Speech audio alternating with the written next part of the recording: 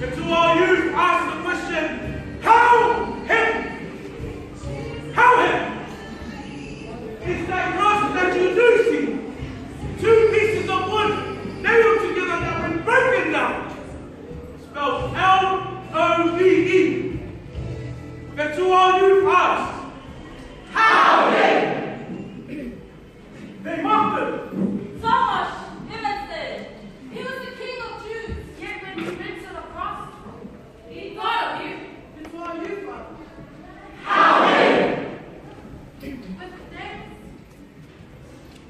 What nails in his head? After these spears. He's a God. It's why you asked. How him?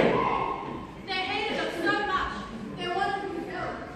Yet they didn't even realize that his death meant 365 messianic prophecies fulfilled. That's why you, Father. How him? Passion of the Christ was G-rated compared to what we read in the book. He was beaten beyond words, unrecognizable looks. Who are you, Father? How him? Crown of thorns on his head. Blood running down his face. Died for the sinner. Now that's amazing grace. And that's why you asked. How him? God the Father couldn't even look at his one and only son. But yet, he died for us. That's how salvation was done. It's all you, Father.